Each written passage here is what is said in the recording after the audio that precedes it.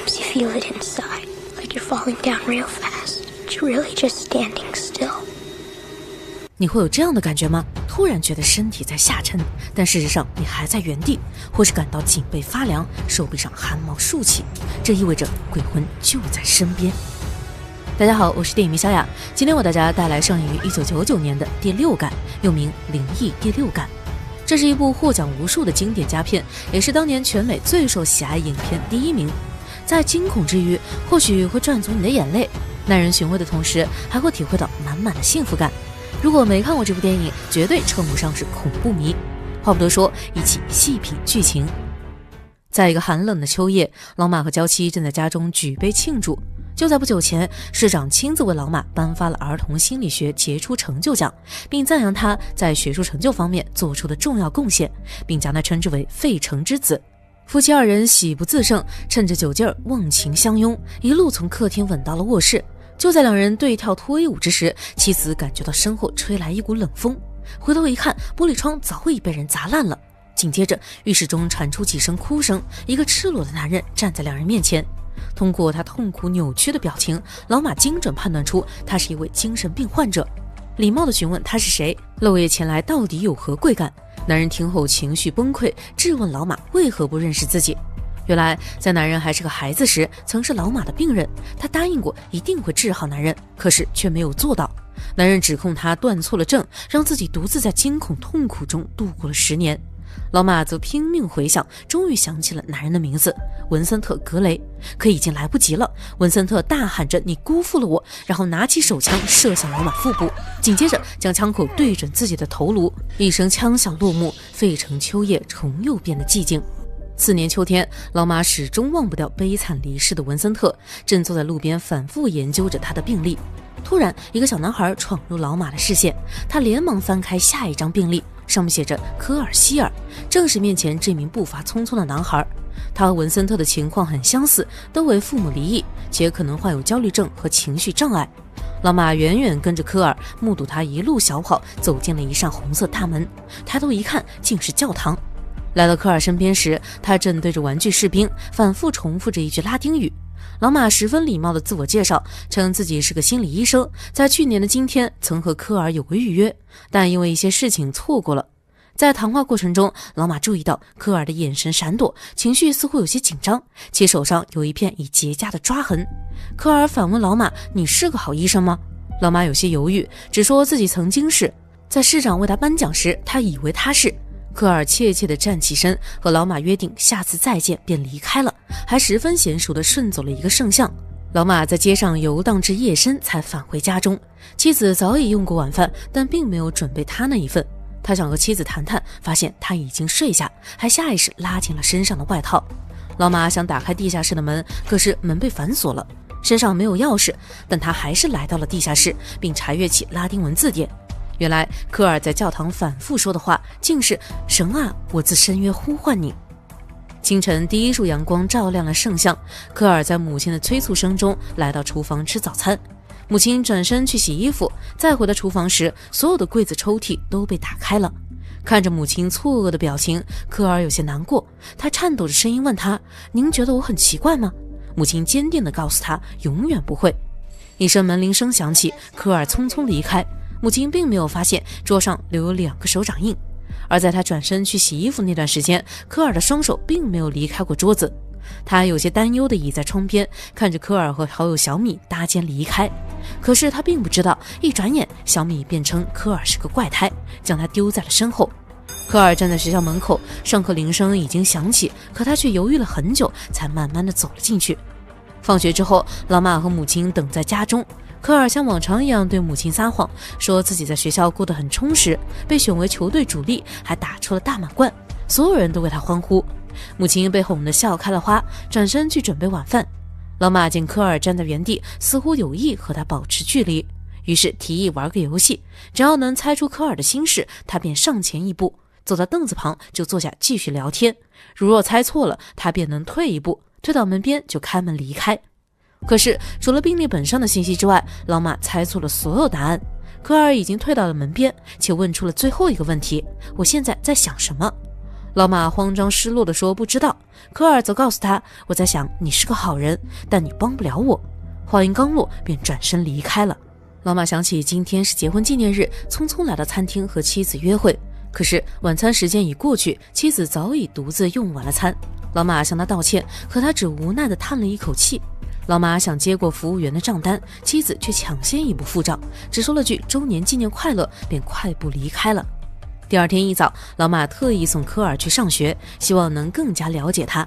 科尔告诉老马，他请求小米每天早上来家门外按门铃，并假装是他的好朋友，因为他害怕母亲发现自己没有朋友，害怕母亲知道了自己是个怪胎，会和其他人一样厌恶自己。老马坚定地告诉科尔，恶语伤人的人才有错，说你是怪胎的人都是些狗屁。科尔仰着小脑袋，不可思议地瞧着老马，老马则低下了头，为自己无意说了脏话向科尔道歉。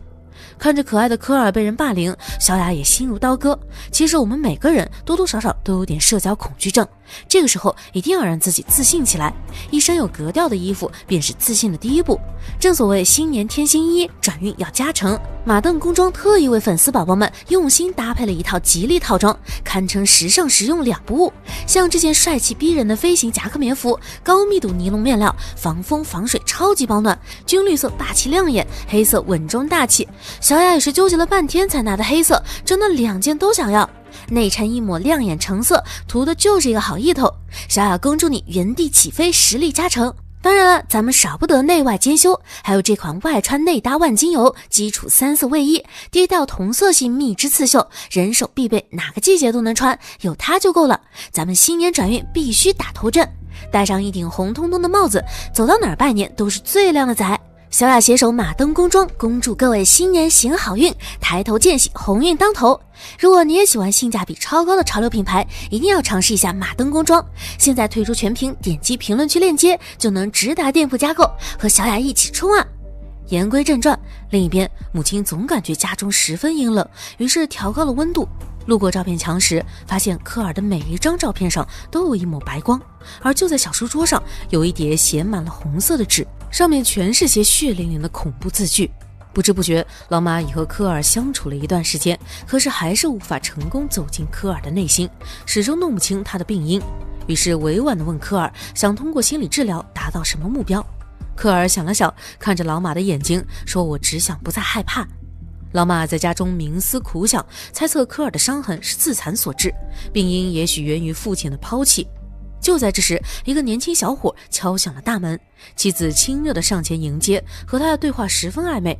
老马连忙走到窗边偷听，听见妻子已拒绝了小伙的约会邀请，可那家伙还是贼心不死，一直在家门前徘徊。同一时间，历史老师正在课堂上进行知识问答，下一个问题是：这间学校100年前是用来做什么的？见大家都答不上来，科尔鼓起勇气举手回答，称这里曾经是绞刑场。老师皱着眉头看一下科尔，随后公布正确答案：法院。说现存的许多法律都是在此通过的。科尔再次坚持说人们就是被所谓的立法者绞死的。老师的脸上露出一抹笑意，同学们的嘲笑声也越来越大。科尔又羞又气，正巧对上了老师的一双笑眼。科尔严肃地警告他不要用看傻子的眼神看着自己，可是老师还是紧紧盯着科尔。科尔忍无可忍，称老师在高中之前是个结巴，人人都叫他结巴史丹利，并不断重复着这句话。老师没想到这段尘封的往事会被知晓，制止的话变得支支吾吾。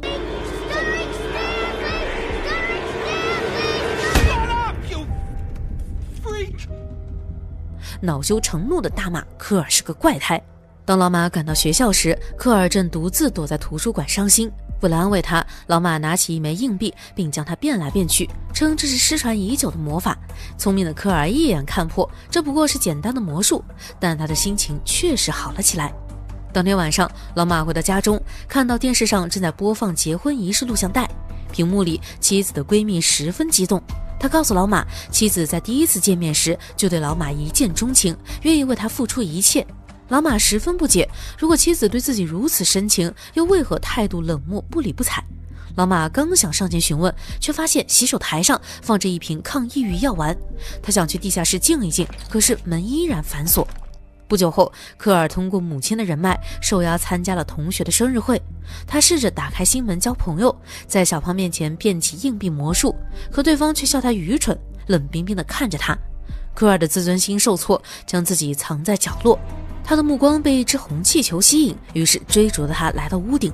就在这时，传来了一阵呼救声，像是奴隶被主人冤枉偷窃，正在敲门喊冤。可是阁楼小木柜的门分明是打开的，里面根本没有人。小米看见呆立在原地的科尔，使坏将他关进了小木柜里。绝望的科尔尖叫大哭，等母亲打开木柜时，他已经被吓得昏迷。科尔被送到医院之后，医生发现他身上有大量割伤和淤青，不由得怀疑母亲是施暴者，预备让社工好好盘问他。而老马则赶到病房看望科尔。只见老马将椅子拖到他身边，用最温柔的语气讲起了睡前故事，希望能给他像父亲一样的关爱。可是老马并没有当过父亲，说出的故事充满逻辑漏洞。科尔打断了他，同样温柔地问，为何他的双眼看起来如此悲伤。 You think I'm sad? What makes you think that? Your eyes told me. I'm not supposed to talk about stuff like that. 老马被说中的心事，缓缓说出了自己的故事。从前有个人，他很喜欢和孩子们在一起，帮助孩子就是他人生的意义。可是有一天，他发现他救不了一个男孩。从那以后，他每天都活在痛苦自责中，仿佛整个世界都是灰色的。后来，就连最亲密的爱人也变得像陌生人。直到他遇到了和那个男孩一样聪明善良的科尔，生命才重新变得有意义。他相信，只要能把科尔从痛苦中解救出来，那么男孩便会原谅他，他也会原谅他自己。听完了老马的故事后，科尔超小声地说出了自己的秘密。他说他能看见鬼魂，他们就像普通人一样走来走去，但互相看不见对方，只能看到他们想看到的，甚至不知道自己已经死去。老马问他多久能看见一次，科尔欲言又止地说无时无刻，他们无处不在。 They're everywhere. You won't tell anyone my secret, right? No. I promise. Will you stay here until I fall asleep? Of course. 老马眉头紧锁，一直守着科尔，等他睡着才离开。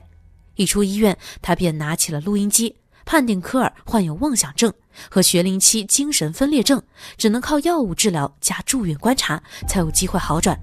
单纯的心理辅导对他来说已经没有作用了。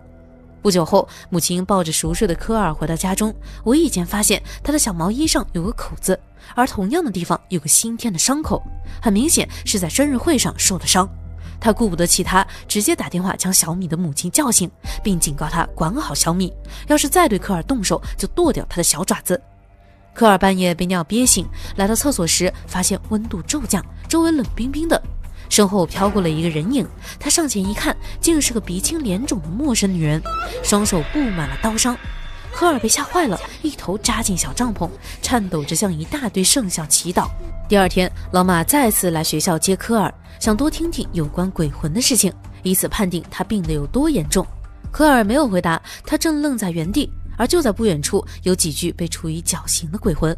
老马看不见他们，自然无法理解科尔的惊恐。科尔告诉他，颈背发凉，手臂汗毛竖起时，意味着鬼魂就在身边。假如他们生气了，四周就会突然变冷。科尔就是在这种恐惧的深渊中成长的。I don't see anything. Are you sure they're there? Cole. Please make them leave. I'm working on it. Come on. 而母亲则是唯一能照进他心中的阳光。在暖和一些的日子，母亲总会带着他去商场购物。当小小的他被装进购物车，迎着阳光飞驰之时，是真正幸福快乐的。可是幸福总是持续不了多久，母亲发现心爱的蜜蜂吊坠不翼而飞，翻遍了全屋，发现竟在科尔的抽屉里。她严厉地指责科尔，希望他改掉偷窃的恶习。再者，蜜蜂吊坠是科尔外婆的遗物，假如碰坏了，母亲会非常伤心。科尔坚称自己没有拿走蜜蜂吊坠。在母亲的再三追问下，科尔说了一句意味不明的话：有些东西你以为你失去了，但是它们并没有消失，只是被挪动了位置。母亲气得满脸通红，大吼着将科尔赶下饭桌。科尔刚走进走廊，狗狗便慌张地跑了出来。定睛一看，房间里站着一个男孩，后脑有个拳头大的血洞。科尔哭着来到母亲身边，一把抱住了她。母亲感受到了他颤抖的身体，却弄不明白他究竟在害怕什么。另一边，老马的妻子正在珠宝店工作，他和年轻小伙进展飞速，两人已忘情相拥。眼看着就要接吻，老马猛挥石子砸烂了玻璃，趁妻子追出来之前，灰溜溜地逃走了。老马冲到科尔面前，通知他自己要回归家庭，预备将他转给其他医生。面对科尔的挽留，老马想要强装绝情，可是眼眶中的泪花出卖了他。苍白瘦弱的科尔流着眼泪问：你相信我的秘密，对吗？如果你不相信我，你如何能帮我呢？ How can you help me if you don't believe me?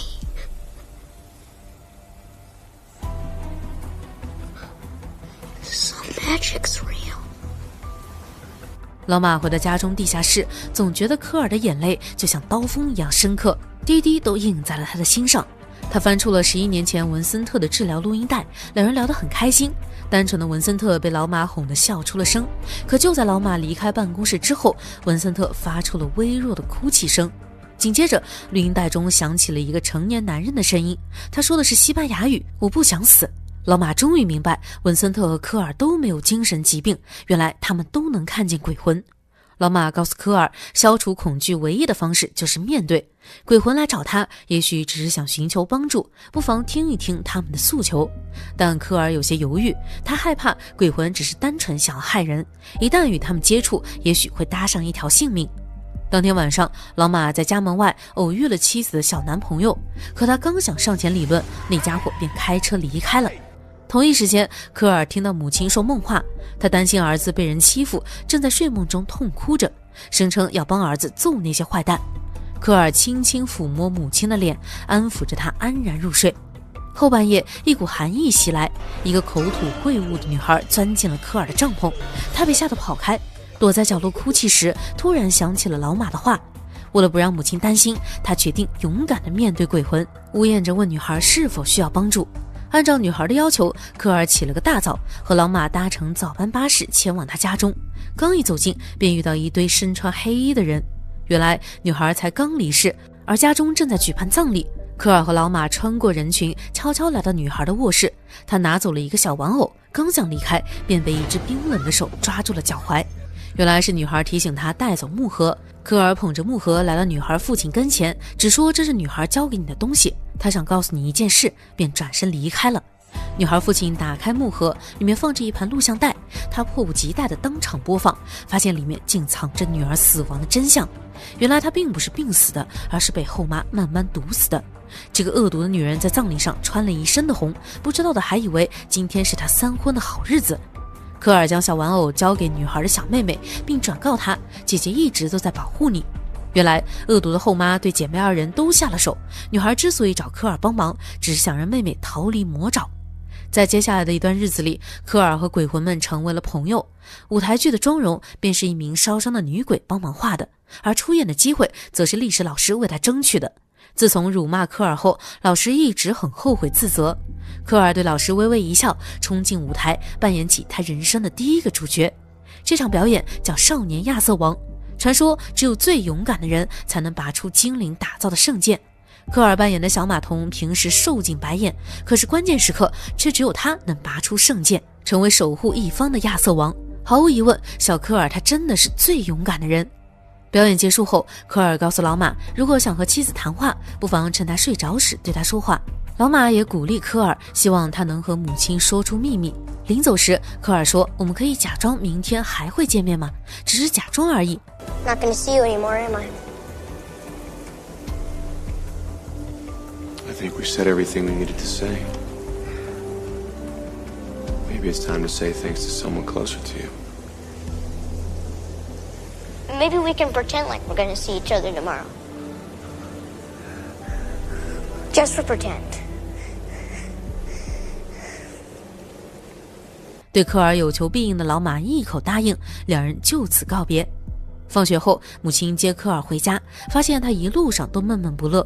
母亲以为是因为自己错过了舞台剧，连忙向科尔道歉，但科尔却说前方堵车是因为发生了车祸，一名骑自行车的女士当场死亡。母亲连忙探头，表示什么都看不见，问科尔是怎么知道的。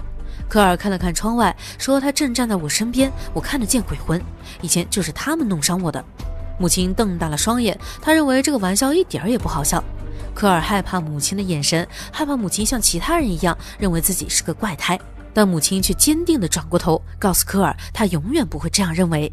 于是科尔紧接着说道，是外婆拿走了蜜蜂项链，因为她很喜欢那条项链，她偶尔会回来看我们，她在你小时候曾经去学校看你跳舞，可是你以为她没有去，于是你们吵了一架。母亲的神情从质疑转变为惊讶，这件事情她从未和科尔提过，她是怎么知道的？科尔接下来的话让母亲彻底崩溃。原来就在外婆下葬的当天，母亲在墓碑前问了外婆一个问题，外婆的答案是每一天。她一直认为母亲就像一个天使。母亲泪如泉涌，说她确实问过科尔的外婆，她想知道自己是否曾让她感到骄傲。母子二人抱头痛哭。是夜，老马回到家中，看见妻子正在客厅中熟睡，一旁正播放着婚礼录像带。他听见妻子在梦中呓语，质问老马为什么离开他。就在老马回答我一直都在后，妻子手中的戒指掉落在地。老马这才发现，原来自己手上一直都没有结婚戒指。他想起了科尔的话，死人是看不见对方的，只看得见他们想看见的。一直以来，妻子都独自用餐，是因为妻子一人独居，而他之所以打不开地下室的门，是因为门被柜子挡住了。老马终于想起，他在1年前中枪时便当场死去了，身上的血迹一直都被大衣外套盖住。科尔说过，鬼魂只有在完成心愿才会离开。原来老马的心愿不止一个，他想帮助文森特那样的孩子，如今已经实现了。现在他只想对妻子说一声我爱你。妻子在梦中听到了老马的声音，露出了幸福的微笑。他呼出了一口白气，温柔地说晚安马尔科姆。老马闭上了眼睛，满足地离开了人世。第一次看第六感时，小雅哭得稀里哗啦，第二天发现眼睛肿成了核桃。其实这部电影并没有特别煽情的剧情，但十足真挚纯粹。男孩科尔和老马的双向救赎，美好的让人落泪。相信有很多粉丝和小雅一样，刚看了开头就猜出老马是鬼魂，但这不会影响电影的质量，因为结局并不重要，重要的是揭开结局的过程。在影片前期，科尔家中的照片向我们暗示了他是一个天生拥有阴阳眼的孩子，因为他的每一张照片几乎都有白光，也许那道白光就是他的外婆，但除了外婆之外，他所遇到的鬼魂全都是恐怖扭曲的，因为他们都带着自己的目的和执念，想要得到科尔的帮助。可是老马不同，第一次见面时，他便带着和蔼的微笑，用温柔的目光看着科尔。他会因为心疼科尔被人霸凌，用脏话去辱骂霸凌者，会为了科尔装傻充愣，变魔术逗人开心，还会静静地坐在床边，直到科尔睡着才会离开。他是为了科尔才在人世间徘徊，为了拯救这类孩子才被困在原地的，所以科尔也想解救他。当科尔说出明天我们假装还会见面时，已经提前知道再也不会和老马见面了。他是那样的不舍，因为他从小便缺失父爱。也许他早就在老马身上看到了渴望已久的父亲的影子。不难发现，在每一次和老马分开时，他都会约好和他下次再见，但即便不舍，他却没有自私地将老马留在身边，而是成全了老马对家庭的深深眷恋，设法让他和妻子做最后的道别。在影片的结尾，科尔的母亲知道了真相，也明白了那句你以为已经失去的东西其实一直都在，它只是被挪动了地方。这是指蜜蜂项链是被外婆拿走的，外婆一直都在，她并没有离开。而我们已经失去的人和事也许一直都在，因为爱会永远存在，它永不会消失，也许只是被你藏在了内心深处，仔细找找吧，你一定会找回它的。